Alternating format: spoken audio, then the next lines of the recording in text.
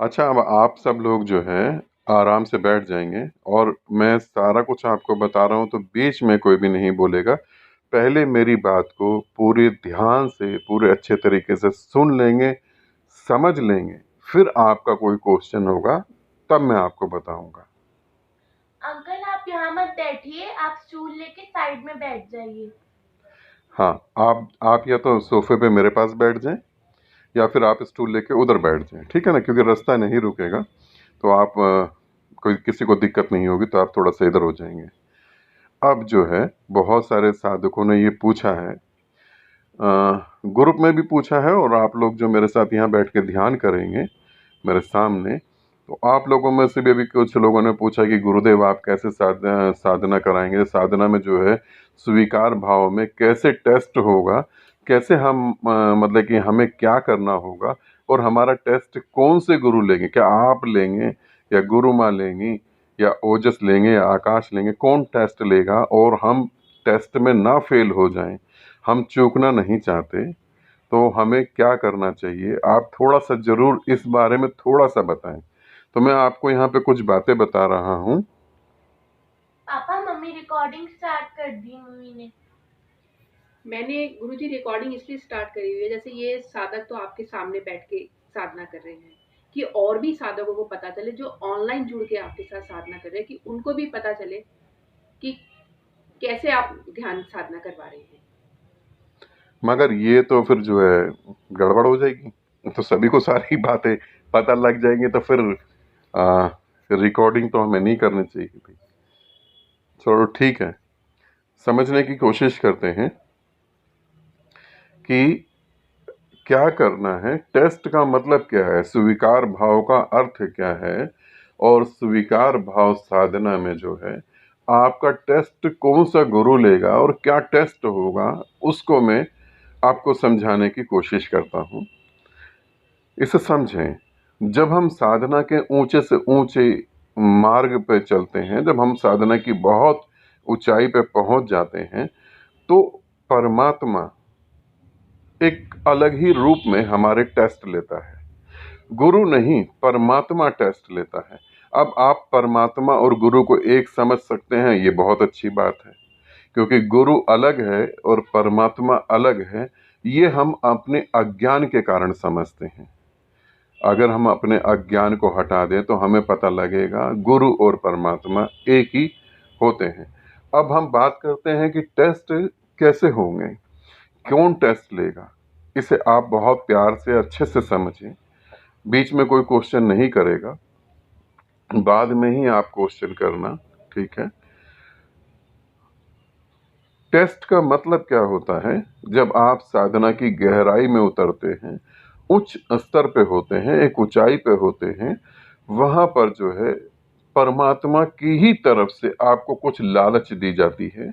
जैसे कि आप पूरी जिंदगी जो है आपकी रिस्पेक्ट नहीं करी किसी ने, उदाहरण के तौर पे आपकी पूरी जिंदगी किसी ने रिस्पेक्ट नहीं करी, तो अब आपको समाज रिस्पेक्ट देने लगेगा, आप समाज आपकी इज्जत करने लगेगा।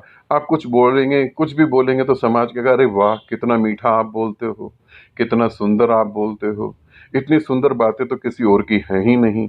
फिर समाज आपको ये भी कहेगा कि आप बहुत बुद्धिमान हो। और फिर जब आपको ये कहेगा समाज, अब ये परमात्मा ही आपका टेस्ट ले रहा है, जब ये कहेगा समाज तो इस सुंदरता को बढ़ाने के लिए आप कुछ और भी करोगे। आप चाहोगे कि अब जो भी मतलब ये मेरे टच में आए वो मेरी तारीफ जरूर करे। अब यहाँ फंस गया।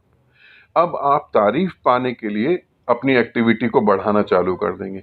अब अगर आपके सामने किसी ने आपको जो है बुरा भला भी कह दिया, किसी ने कहा कि नहीं आप बेकार हो, तो भी आप उसको इतने प्यार से समझाओगे, क्योंकि अब आपको इज्जत चाहिए। अब आप दो हिस्सों में बट गए, आपके अंदर क्रोध पैदा हो रहा होगा और आप जो है उस व्यक्ति को बहुत प्यार से चीजें समझा रहे होगे। अब परमात्मा ने जो टेस्ट लिया, अस्तित्व ने जो टेस्ट लिया, आप इस टेस्ट में फेल हो गए। अब परमात्मा होने की जो इच्छा थी वहां से आप भटक कर दूसरी तरफ चले गए कि कैसे लोगों को मैं ज्यादा संतुष्ट कर सकूं ताकि मुझे इज्जत मिल सके। समझ रहे हैं इस बात को, इस बात को इस तरीके से समझना है, ठीक है। दूसरी बात, आप कह सकते हैं परमात्मा टेस्ट क्यों लेगा? क्योंकि जब भी आप साधना करेंगे, अगर एक भी इच्छा आपके अंदर रह गई तो वो इच्छा ही आपको भटकाएगी। अब जैसे आप साधना कर रहे हैं, मैं अलग अलग रूप बता रहा हूं कैसे चीजें घटेंगी और कैसे आपको अपने आप को संभालना है। अब जैसे यहाँ इज्जत की बात आ गई। अब जितने भी आप लोग मेरे साथ यहाँ बैठ के ध्यान कर रहे हैं दिल्ली में, इस जगह पर, और जो लोग ग्रुप में भी जुड़े हुए हैं, उन सभी को पता है एक नाम जो है आमीन चैतन्य। अब आमीन चैतन्य को कुछ लोगों ने रिस्पेक्ट दे दी, इज्जत दे दी। अब उनको भी लगा कि हाँ वो गुरु बन गए, पूरी तरह से वो पूर्ण गुरु हो गए।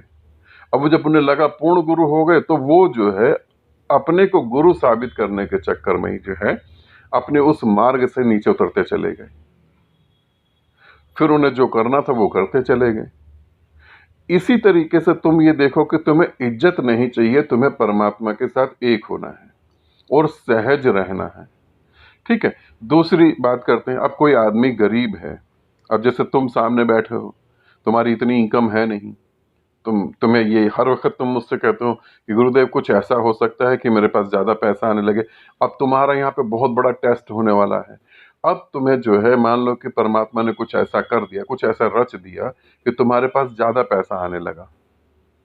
तुम समाधि में उतरे और तुम्हारे मन में आया कि कल्पना करके देखता हूं कि मेरे पास जो है पैसा ज्यादा आ रहा है, मेरे बिजनेस जो है वो जितना स्लो चल रहा है उतना फास्ट चलने लगा और ग्रोथ होने लगी।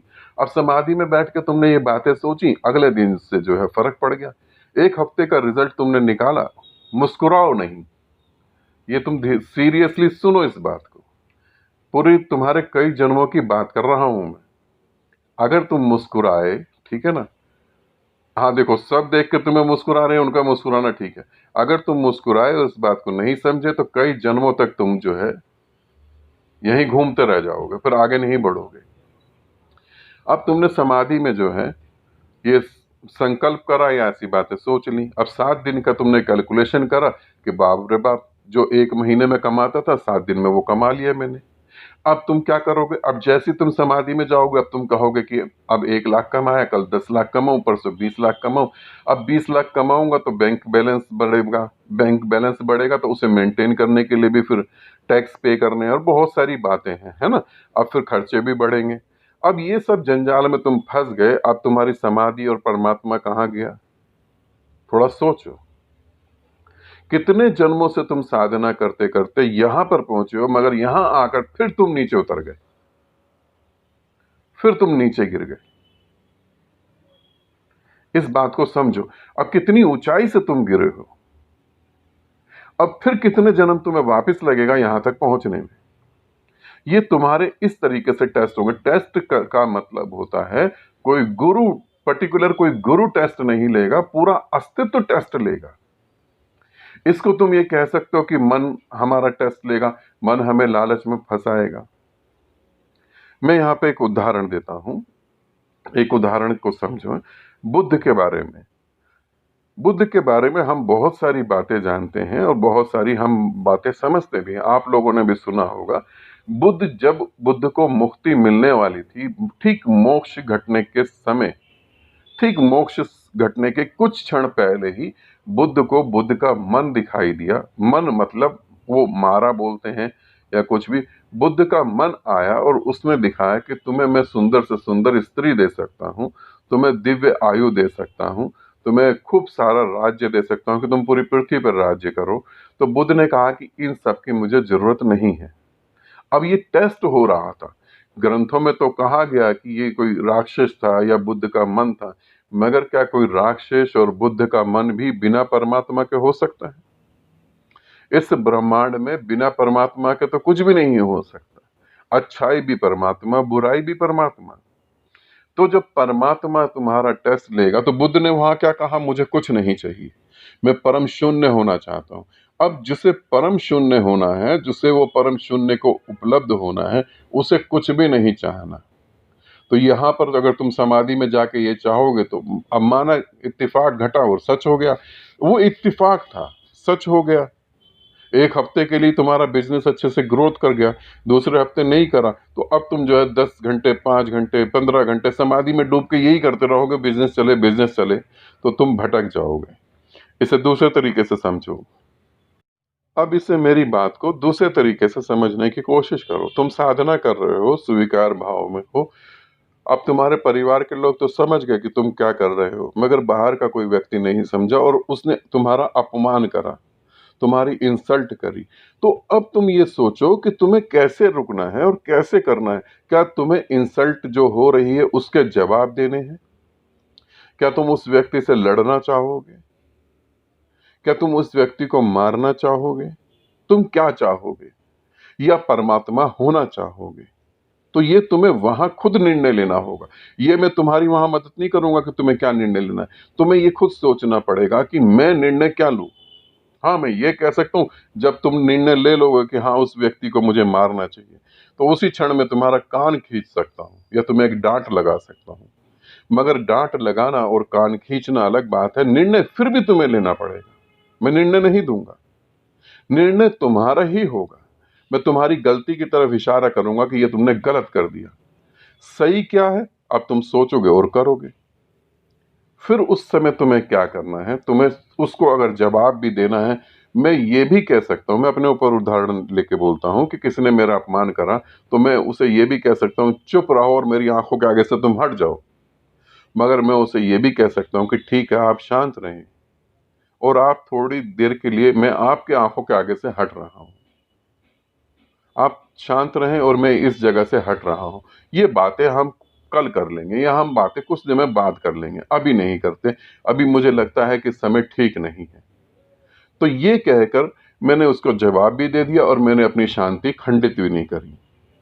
इस उदाहरण से समझें कि क्या करना है। अच्छा, मैं चाय बना के लाती हूँ, बहुत ठंड हो रही है, साधकों को भी ठंड लग रही है, आपको भी गुरुजी ठंड लग रही है। मैं चाय लेके आती हूँ। हाँ, अब हम रिकॉर्डिंग भी कर रहे हैं और चाय भी हमारी रिकॉर्ड हो जाएगी इस यूट्यूब में।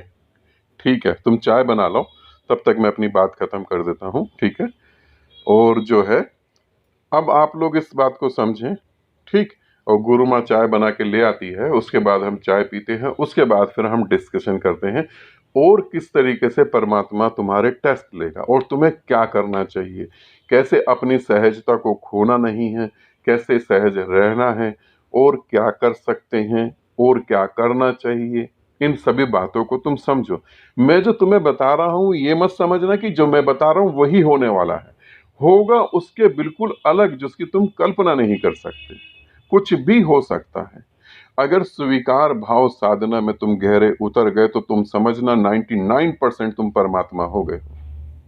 बाकी जो कहानी है, बाकी जो तुम्हारी साधना है, वो ब्रह्मलीन साधना में जब से तुम एंट्री करोगे, ब्रह्मलीन साधना में सारा कुछ जो भी कुछ बचा रह जाएगा, सब समाप्त होकर तुम्हें परमात्मा हो जाना है। ब्रह्मलीन साधना तुम्हारे लिए अंतिम साधना होगी। मगर उससे पहले ये जो पड़ाव है, स्वीकार भाव साधना, ये बहुत महत्वपूर्ण है। जितने दिन तुम साधना करोगे, तुम ये ना सोचना कि 7 दिन का ग्रुप है तो हम 7 दिन ही साधना करेंगे, ठीक है, बात खत्म हो गई। नहीं, ये तुम्हें पूरे जीवन इसको अब संभालना है, पूरे जीवन इसको लेके चलना है। 7 दिन नहीं, ये स्वीकार भाव साधना नहीं, तुम्हारा स्वभाव, तुम्हारा नेचर बनना चाहिए, तुम्हारे खून में ये चीजें उतरनी है। ये नहीं कि 7 दिन बाद कि आज साधना करने, आज स्वीकार भाव ग्रुप चालू हो गया तो आज तुमने साधना करी, है ना, और आज तुमने साधना करी, आज तुमने सब कुछ स्वीकार कर लिया, कल किसी ने तुम्हारा अपमान करा, तुमने वो भी स्वीकार कर लिया और मन में तुमने कहा कि बेटा ग्रुप खत्म हो जाए उसके बाद तेरे को बताते हैं हम कि हम क्या चीज़ है। तो ऐसा अगर सोचोगे तो फिर तुम गलत कर रहे हो, इसे समझना। ठीक है, अब अगर तुम्हारा कोई प्रश्न है या तुम कोई प्रश्न है तो बताओ। खांसी भी आ गई, सही में ठंड लग रही है मेरे को। ठीक, अब आप लोग प्रश्न पूछ सकते हैं पहले। अच्छा, वहाँ वो फोन रखा जिसमें रिकॉर्डिंग हो रही है, उस रिकॉर्डिंग को पहले बंद कर दो। इतना बहुत हो गया है, वो रिकॉर्डिंग बंद कर दें।